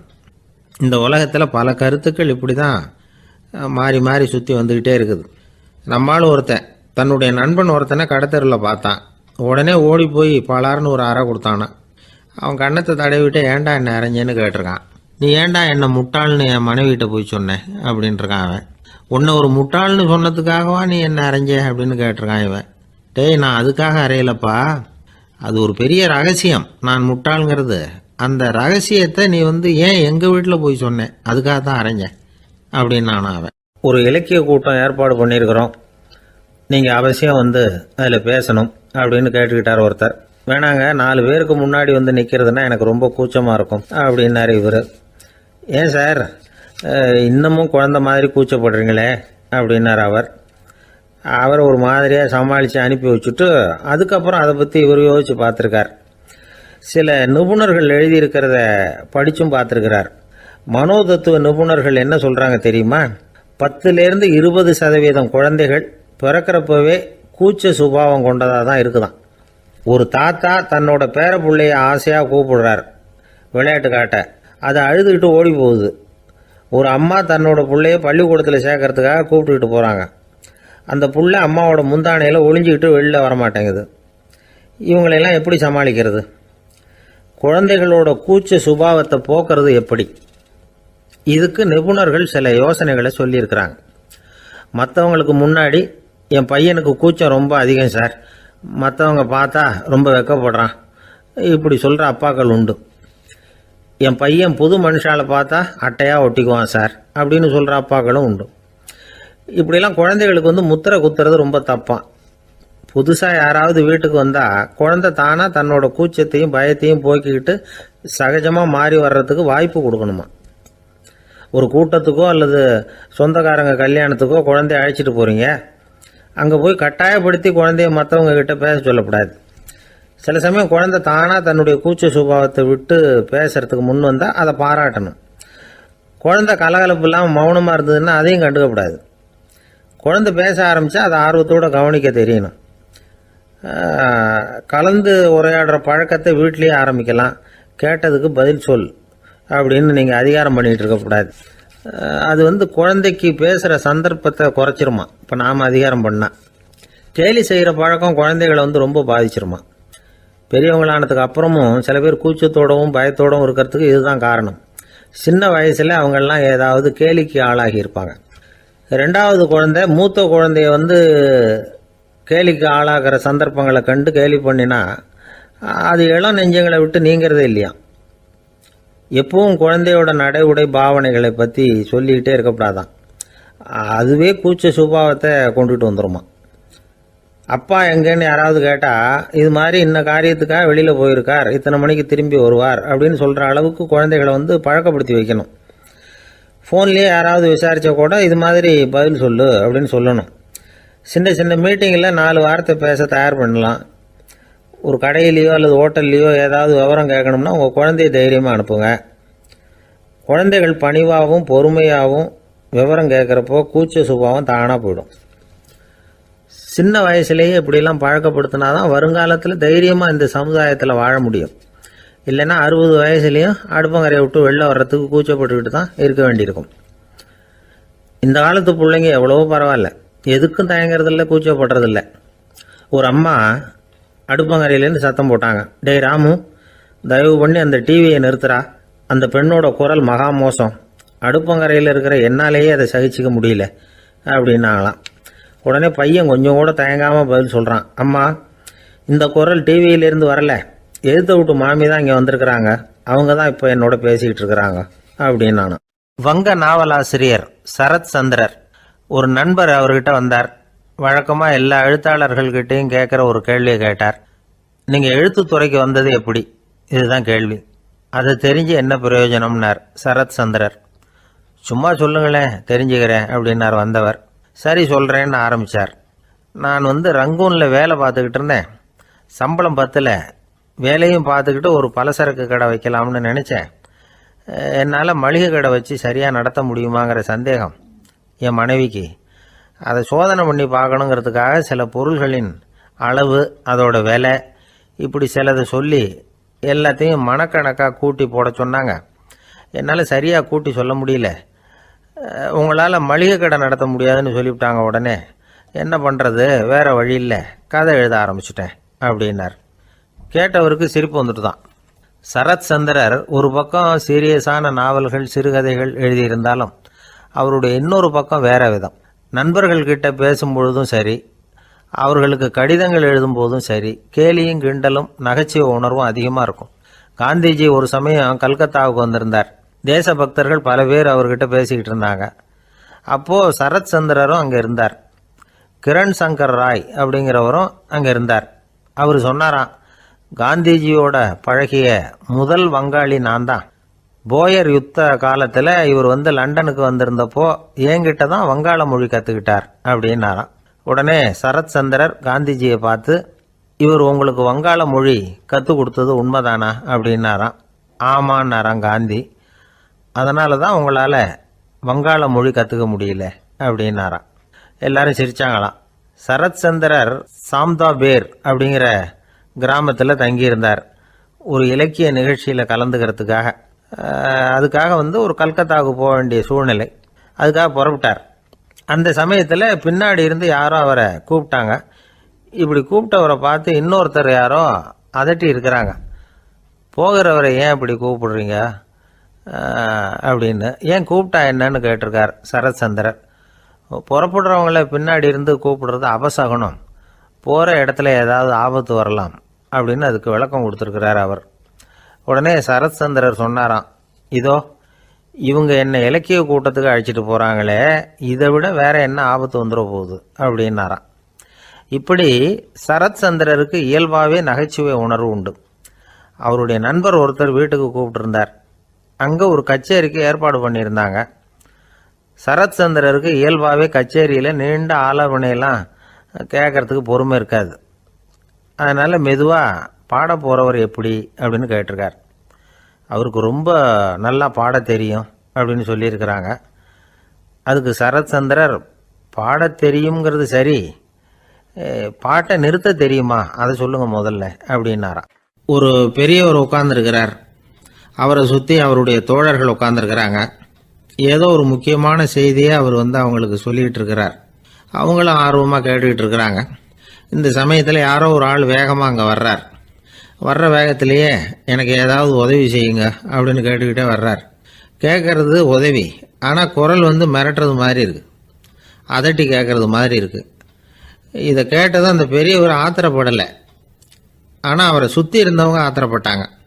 இதை பெரியவர் கவனித்தார். கொஞ்சம் அமைதியாக இருங்கன்னார். வந்தவரை கூப்பிட்டார். அவருக்கு சில பொருள்களை கொடுத்தார். என்னங்க இப்போ உங்களுக்கு மகிழ்ச்சி தானே அப்படின்னார். ஆ அப்படின்னு அலட்சியமாக அவர் சொல்கிறார். நான் உங்களை நல்ல முறையில் நடத்தினேன்னா அப்படின்னு கேட்குறாரு அவர் மறுபடியும். அதெல்லாம் ஒன்றும் இல்லை அப்படின்னு சொல்லி அவர் சொல்லிகிட்டு இருக்கிறாரு. குரலில் கடுமை குறையில. சுற்றி இருந்தவங்களால இதை பொறுத்துக்க முடியல. கோபத்தோடு அவரை நோக்கி நெருங்க ஆரம்பித்தாங்க. பெரியவர் அவங்களையெல்லாம் தடுத்து நிறுத்தினார். வந்தவரை வாங்க என்னோட அப்படின்னு சொல்லி அழைச்சிட்டு போனார். வீட்டுக்கு போனார். அங்கே போனதும் இன்னும் சில பொருள்களை எடுத்து அவர்கிட்ட கொடுத்தார். இப்போ திருப்தி தானே, நான் உங்ககிட்ட நல்ல முறையில் நடந்துக்கிட்டேனா அப்படின்னார். அவர் முகம் இப்போ தான் கொஞ்சம் மலர்ந்தது. ரொம்ப நன்றி, இறைவன் உங்கள் குடும்பத்துக்கு எல்லா நன்மைகளையும் செய்வான் அப்படின்னு சொன்னார். இதே வார்த்தைகளை என்னுடைய தோழர்கள்கிட்டே சொல்லிட்டீங்கன்னா அவங்க கோபம் தணிஞ்சிரும், வர முடியுமான்னார். கண்டிப்பாக வர்றேன் அப்படின்னாரு. மறுநாள் காலையில் அந்த இடத்துக்கு வந்தார். அதே மாதிரி சொல்லிவிட்டு அவர் போயிட்டார். தோழர்கள்லாம் ரொம்ப வியப்போடு பெரியவரை பார்த்தாங்க. அந்த பெரியவர் தான் நபிகள் நாயகம். அவர் சொன்னார், ஒருத்தன் ரொம்ப ஆசையாக ஒரு ஒட்டகத்தை வளர்த்துக்கிட்டு வந்தான். ஒரு நாள் அந்த ஒட்டகம் கயத்தை அறுத்துக்கிட்டு ஓடி போயிட்டுது. அக்கம் பக்கத்தில் இருக்கிறவங்கெல்லாம் அந்த ஒட்டகத்தை பிடிக்கிறதுக்கு முயற்சி பண்ணாங்க. அதை துரத்திக்கிட்டு ஓடினாங்க. ஒட்டகம் தாறுமாறாக ஓட ஆரம்பிச்சுது. இந்த சமயத்தில் ஒட்டகத்தை வளர்த்தவன் அங்கே ஓடி வந்தான். நீங்கள் அதை ஒன்றும் செய்ய வேணாம், விட்டுருங்க. அதோட சுபாவம் எனக்கு நல்லா தெரியும். அதை சுலபமாக என்னோட வழிக்கு கொண்டுட்டு வந்துட முடியும். நான் பார்த்துக்கிறேன், விட்டுருங்க அப்படின்னா. எல்லாரும் விலைக்கு போயிட்டாங்க. இவன் என்ன செஞ்சான் தெரியுமா? கொஞ்சம் புல்லை கையில் எடுத்துக்கிட்டு அந்த ஒட்டகத்தை நெருங்கினான். அவ்வளவுதான். அது ஓடி இவன் காலடியில் உட்காந்துக்கிட்டது. செல்லமாக அதை அப்படியே தடவி கொடுத்தான். முதுகில் ஏறி உட்காந்துக்கிட்டான். அது பாட்டுக்கு சாதுவாக நடந்து போகுது. இந்த கதையை நபிகள் நாயகம் தம்முடைய தோழர்களுக்கு சொல்கிறார். ஒட்டகத்தை மட்டும் இல்லை, சில மனிதர்களையும் கூட சில விதத்தில் அணுகி தான் அவர்களை சீர்திருத்த வேண்டியிருக்குது அப்படிங்கிறத அவங்களுக்கு உணர்த்தினார். இது ஒரு அழகான உளவியல் அணுகுமுறை. சில குடும்ப தலைவர்கள் கூட இந்த ஒட்டகம் மாதிரி நடந்துக்கிறது உண்டு. அப்புறம் அடங்கி போகிறதும் உண்டு. ஒரு குடும்ப தலைவர் காலையில் எழுந்திரிச்சதுலேருந்து சத்தம் போட்டு கத்திக்கிட்டு இருப்பார். பக்கத்தில் இருந்தவங்கலாம் ஓடி போய் சமாதானம் பண்ணி பார்த்தாங்க. அவர் ஓயறது மாதிரி தெரியல. கடைசியில் அவர் மனைவி வந்தாங்க. நீங்கள் எல்லாம் விலகி போயிடுங்க, அவர் சுபாவம் எனக்கு தெரியும், நான் பார்த்துக்கிறேன் அப்படின்னாங்க. சரின்னு எல்லாரும் போயிட்டாங்க. சாயந்தரமாக பார்க்குறாங்க, அவர் சத்தம் இல்லாமல் ஒரு மூலையில் உட்காந்துருக்கிறார். ரொம்ப சாதுவா. ஆச்சரியமாக இருந்தது. என்னம்மா பண்ணீங்கன்னு கேட்டாங்க. அது ஒன்றும் இல்லைங்க, ஒரு வேளை சாப்பாட்டை நிறுத்தினேன், பட்னி போட்டேன், அவ்வளவுதான் அப்படின்னாங்க அந்த அம்மா. அமெரிக்க ஜனாதிபதி ஆப்ரஹாம் லிங்கன் ஒரு நாள் தன்னோட கோச்சு வண்டியில் தலைநகரான வாஷிங்டனுக்கு போயிட்டு இருக்கிறார். கோச்சு வண்டி ஒரு சாலையில் போயிட்டு இருக்கு. அந்த சாலைக்கு ஒரு பக்கத்தில் பயங்கரமான சதுப்பு நிலம். சதுப்பு நிலம்னா அது புதைகுழி, புதை மணல்ங்கிறோம்ல, அது மாதிரி. அந்த சதுப்பு நிலத்தில் யாராவது மாட்டிக்கிட்டா அவ்வளோதான், ஆளை கொஞ்சம் கொஞ்சமாக உள்ள அமுக்கிவிடும். தப்பிச்சு கரையேறது கஷ்டம். அப்படிப்பட்ட நிலம் அது. ஆப்ரஹாம் லிங்கன் ஏதோ ஒரு முக்கியமான அரசாங்க வேலையாக போயிட்டு திரும்பி வந்துகிட்டு இருக்கிறார். அதனால் அந்த சமயத்தில் அவர் விலை வசந்த ஆடைகளை அணிஞ்சிருக்கிறார். அப்படி அவர் அந்த கோச்சு வண்டியில் வந்துகிட்டு இருக்கிறாரு. அந்த சமயத்தில் ஒரு காட்சி அவர் கண்ணில் பட்டுட்டுது. என்ன தெரியுமா? ரோட்டுக்கு பக்கத்தில் இருந்த சதுப்பு நிலத்தில் ஒரு இளம் பன்றி குட்டி சிக்கிக்கிட்டு தவிச்சிக்கிட்டு இருக்குது. பரிதாபமாக கத்திக்கிட்டு இருக்குது. அதை பார்த்தார் லிங்கன். அவருக்கு என்ன மாதிரி ஆயிட்டுது. உடனே வண்டியை நிறுத்த சொன்னார். கீழே இறங்கினார். தன்னோட விலை வசந்த ஆடைகளை பற்றி லட்சியம் பண்ணவே இல்லை. தனக்கே ஆபத்து வரலாம்ங்கிறத பற்றியும் கவலைப்படலை. தான் ஒரு குடியரசுத் தலைவருங்கிறத பற்றியும் அவர் நினச்சி பார்க்கல. நேராக அந்த சதுப்பு நிலம் பக்கமாக போனார். அந்த சேத்துல இறங்கி பன்றிக்குட்டியை காப்பாற்றி கரைக்கு கொண்டுட்டு சேர்த்துட்டார். அதுக்கப்புறம் நிம்மதியாக கோச்சு வண்டியில் ஏறி வெள்ள மாளிகைக்கு சேர்ந்தார். ட்ரெஸ்ஸு, உடம்பு பூரா சேறு சகதி. பார்க்குறவங்களுக்கெல்லாம் ஆச்சரியமாக போச்சு. அவங்களுக்கு ஒன்றும் புரியல. இவர் நேராக ட்ரெஸ்ஸு மாற்றிக்கிறதுக்காக போனார். கோச்சு வண்டி ஓட்டிகிட்டு வந்தவங்கிட்ட போய் எல்லாரும் கேட்டாங்க என்ன ஆச்சு அப்படின்னு. அவர் வர்ற வழியில் நடந்த விவரத்தை சொன்னார். ஆப்ரஹாம் லிங்கனுடைய இந்த இறக்க குணத்தை எல்லாரும் பாராட்டினாங்களாம், புகழ்ந்தாங்களாம். ஆனால் இதுக்கு லிங்கன் என்ன பதில் சொன்னார் தெரியுமா? தயவு பண்ணி இந்த புகழ்ச்சியான பேச்சையெல்லாம் ஒதுக்குங்க, அதெல்லாம் வேணாம். அந்த சின்ன பிராணி சகதியில மாட்டிக்கிட்டு துடிச்சுக்கிட்டு இருந்தது. அதை பார்த்தேன். உடனே என்னுடைய இதயத்துல ஒரு முள்ளு தைச்சது மாதிரி ஒரு உணர்வு. அந்த முள்ளை பிடுங்கி எறிஞ்சேன், அவ்வளவுதான். உண்மையில் அந்த பிராணிக்கு நான் உதவினேங்கிறத விட எனக்கு ஏற்பட்ட இன்னலை போக்கிக்கிட்டேன் அப்படிங்கிறது தான் உண்மை. அதுதான் பொருத்தம். அப்படி இருக்கிறப்போ இதில் புகழறதுக்கு என்ன இருக்குது அப்படின்னாரு ஆபிரகாம் லிங்கன். எவ்வளவு யதார்த்தமான வார்த்தைகள் பாருங்க. இந்த காலத்தில் நம்மளையும் பல பேர் அப்படி உண்டு. நீச்சல் தெரியாத ஒரு ஆள் தண்ணியில் இறங்கிட்டான். தண்ணி ஆழம்ங்கிறது அப்புறமா தான் தெரிஞ்சுது. தத்தளிக்க ஆரம்பிச்சுட்டான். வாழ்னு கத்துறான். கரையில் நின்றுட்டு இருந்த ஒருத்தர் இதை பார்த்தார். உடனே அவருக்கு இதயத்தில் முள்ளு தைச்சது மாதிரி ஒரு உணர்வு. உடனே குபீர்னு தண்ணியில் பாஞ்சார்.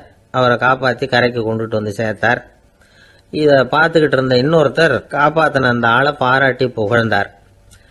என்ன புகழாதீங்க சார் அப்படின்னார் அவர். ஏன்னு கேட்டார் இவர். நான் அந்த ஆளை ஏன் காப்பாற்றினேன் தெரியுமா? அவன் நேற்றுக்கு என்கிட்ட 300 ரூபா கடன் வாங்கியிருக்கிறான். இவன் தண்ணியில் போட்டான்னா நான் கொடுத்த கடனும் தண்ணியில் போடும். அதனால தான் விழுந்து காப்பாற்றினேன் அப்படின்னா அந்த ஆள். ஒருத்தர் இருக்கார், நல்ல உத்தியோகத்தில் தான் இருக்கிறார். ஆனால் எப்போ பார்த்தாலும் முகத்தை வெறுப்பாக வச்சிருப்பார்.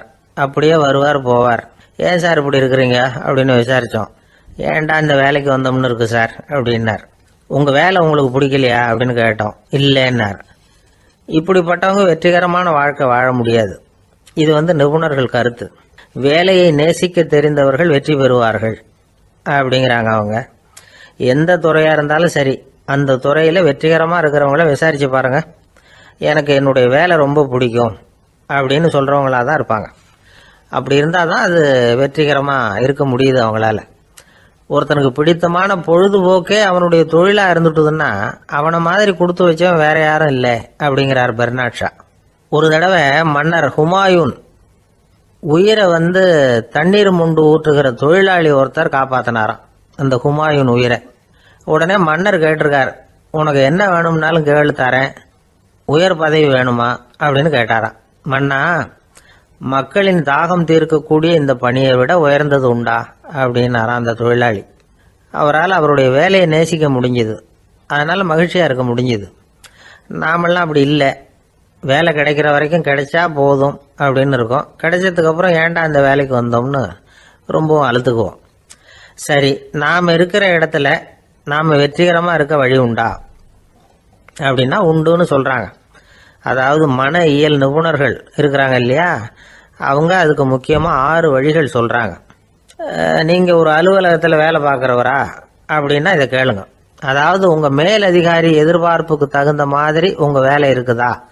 அப்படி இல்லைன்னா முதல்ல உங்கள் வேலையின் தரம் உயரணும். உங்களுக்கு மேலே கீழே வேலை பார்க்குற பணியாளர்கள் கிட்ட நல்ல விதமாக பழகுறீங்களா? அந்த உறவு முறையில் ஏதாவது குறை இருந்தால் அதை கண்டுபிடிச்சி சரி பண்ணுங்க. நம்பிக்கைக்கு உரியவர் அப்படின்னு நீங்கள் பேர் எடுக்கணும்.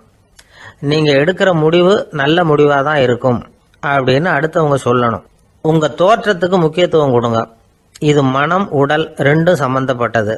அதனால் மனசையும் ஆரோக்கியமாக வச்சுருக்கணும், உடம்பையும் ஆரோக்கியமாக வச்சுருக்கணும். உங்களுடைய நிர்வாகம் செயல்படுற விதத்தை நல்லா புரிஞ்சு வச்சுக்கணும். உங்களுடைய நிர்வாகம் இப்போ ஒரு காரியம் செய்யுதுன்னு வச்சுங்க, ஏன் அப்படி செய்யுது, எதுக்காக அப்படி செய்யுது, அதனுடைய குறிக்கோள் என்ன, அது நீடிக்கிறதுக்கு காரணம் என்ன, இதையெல்லாம் தெரிஞ்சுக்கணும். சிரிப்புக்கு வஞ்சகம் பண்ணக்கூடாது. நல்லா சிரிக்கணும், அப்போ தான் அது திரும்ப கிடைக்கும். கடந்த கால தோல்வியை பற்றி கவலைப்படக்கூடாது. முதலாளி விருப்பம் தெரிஞ்சு நடந்துக்கிறது நல்லது தான். அதுக்காக காக்கா பிடிக்கணுங்கிற அவசியம் இல்லை. உங்களுக்கு ஒரு பொறுப்பான வேலை கிடைக்குது, உடனே சத்தம்